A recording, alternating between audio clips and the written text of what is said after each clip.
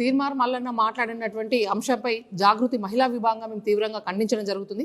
కవితక్క గారిపై చేసినటువంటి విమర్శలను తను ఒక స్క్రీన్ పెట్టుకొని ఆ స్క్రీన్లో చదువుతున్నటువంటి అంశాల్లో తను ఒక న్యూస్ రిపోర్టర్, ఒక జర్నలిస్టా లేదంటే ఒక బ్లాక్ మెయిలరా కూడా అర్థం కాని పరిస్థితి ఈరోజు తెలంగాణ ప్రజానికానికి అనిపిస్తుంది. తను ఒక అంశాలపై విశ్లేషణ చేసి ప్రజలకు ఒక సందేశాన్ని ఇవ్వాల్సినటువంటి వ్యక్తి ఈరోజు ఒక విషపూరితమైనటువంటి రాజకీయ ఉద్దేశంతో ప్రజలకు విషయాన్ని చిమ్మడని మేము తీవ్రంగా ఖండిస్తున్నాం. అసలు తీర్మార్ మల్లన్న ఒక క్వశ్చన్ వేసాను, అసలు నీది నాలుకనా తాటి మట్టనా? అసలు నువ్వేం మాట్లాడుతున్నావు, నీకేమైనా అర్థం అవుతుందా? నీ కనీస ఇంగిత జ్ఞానం ఏమైనా ఉన్నదా? నువ్వు తీసుకున్నటువంటి సబ్జెక్ట్ ఏంటిది, నీ చదువుకున్న జర్నలిజం ఏంటిది, అసలు నువ్వు చేస్తున్నటువంటి పని ఏంటిదో నీకు కొంచెమన్నా అర్థం అవుతుందో అర్థం కావట్లేదు. అసలు ఒక రాజకీయ నాయకుడివా, ఒక జర్నలిస్టువా, లేదంటే టీఆర్ఎస్ పార్టీకి సంబంధించి ఒక కోవట్టువా, లేదంటే హరీష్ రావు కోవట్టువా కూడా నువ్వు అర్థం కావట్లేదు. మరి హరీష్ రావు నీకు ఎన్ని కోట్ల జీతం ఇస్తున్నా అర్థం కావట్లేదు. నెలకు 5 కోట్లు ఇస్తున్నా, 6 కోట్లు ఇస్తున్నా అర్థం కావట్లేదు. కానీ నువ్వు తీసుకునేటువంటి 5-6 కోట్లు చాలకపోతే ఇంకో 1-2 కోట్లు పెంచి తీసుకో అక్కడి నుంచి, దానికి మీ మనం. కానీ కవితక్క గురించి మాట్లాడేటువంటి స్థాయి, అర్హత నీకు ఏ కోశాన లేదు. నీతోటి మాట్లాడిపించేటువంటి వ్యక్తులకు నిజంగా వాళ్ళకు దమ్ముంటే వాళ్ళను ఒక ప్రెస్ మీట్ పెట్టి మాట్లాడమను, కవితక్క గురించి ఛాలెంజ్ చేసి మాట్లాడమను. అక్క అప్పుడు మాట్లాడితే సమానం చెప్తుంది. నువ్వెంత కవితక్క కాలి గోటికి పనికిరానటువంటి వ్యక్తివి. నువ్వు కవితక్క గురించి విమర్శించి నీ పిల్లల మీద ప్రమాణం చేయమని చెప్పేటువంటి అవులాగాని పెద్ద వేస్ట్ ఫెల్లోవి నువ్వెట్లా అడుగుతావు ప్రమాణం చేయమని చెప్పేసి?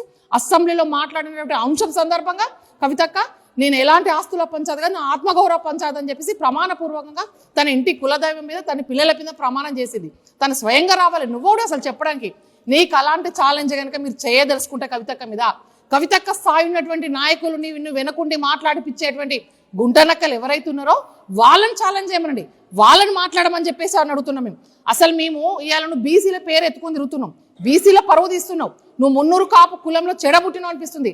నేను మున్నూరు కాపు బిడ్డనే, నువ్వు మున్నూరు కాపు బిడ్డవి. అసలు నీ వెనక ఎంతమంది బీసీలు ఉన్నారు, ఎంతమంది మున్నూరు కాపులు ఉన్నారు? ఎవరన్నా నీకు మున్నూరు కాపు కుల సంఘంలో ఎవరున్నారు? నువ్వు ఏ జిల్లా కన్నా తిరిగినవా? అసలు ఏ ఉద్దేశంతో నువ్వు పార్టీని పెట్టినావు? నీ పార్టీలు ఎవరున్నారు? నీ బీసీ కుల సంఘాల వాళ్ళు ఎవరున్నారు? నీ మున్నూరు కాపు కుల సంఘం ఎక్కడ ఉన్నది? నీ వెనక్కి తిరిగి చూడకుండా నువ్వు కవితక్క గురించి మాట్లాడుతున్నావు. ఈ రోజు కవితక్క పార్టీ పెట్టాలంటే అసలు ఏం చేయాలి, ఎట్లుండాలి, అసలు ఈ రోజు తెలంగాణ రాష్ట్రంలో ఉన్నటువంటి ప్రజలకు ఏమి కావాలన్నది జిల్లా మారుమూల తండలు తిరిగి ప్రతి ఒక్కరి కష్ట సుఖాలను తెలుసుకొని ప్రతి ఒక్క ప్రజాభిప్రాయం సేకరిస్తుంది. మనం పార్టీ పెట్టే ముందు ఏం సేకరించడం, ఏం విశ్లేషణ చేసి పెట్టినావు, అసలు ఏం ఉద్ధరిస్తామని చెప్పేసి పార్టీ పెట్టినావు? నీ పార్టీలో ఉన్నటువంటి ఎజెండా అంశాలు ఏంటిదో కనీసం నీకు ఒక ఆలోచన, నీకు అవగాహన ఉందా? నోరు తెరిస్తే అన్ని అబద్ధాలు మాట్లాడేటువంటి వ్యక్తివి, నిన్ను ఎవరు నమ్ముతారు?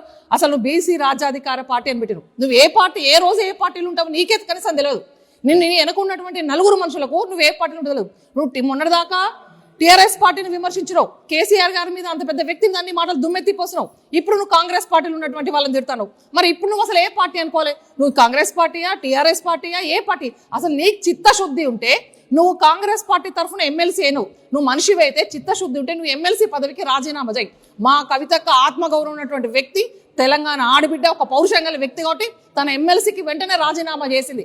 నిన్ను పార్టీ సస్పెండ్ చేసినావు, ఇప్పటికి రాజీనామా చేయకుండా నువ్వు అదే కాంగ్రెస్ పార్టీ పెట్టిన భిక్షతోటి అదే పదవితోటి నువ్వు కొనసాగుతున్నావు. అంటే నేను అసలు ఏ పార్టీకి సంబంధించిన వ్యక్తివో కూడా ఈ తెలంగాణ ప్రజలకు తెలియనటువంటి విషయం. ఫస్ట్ నీవు ఒక క్లారిటీగా తీసుకో.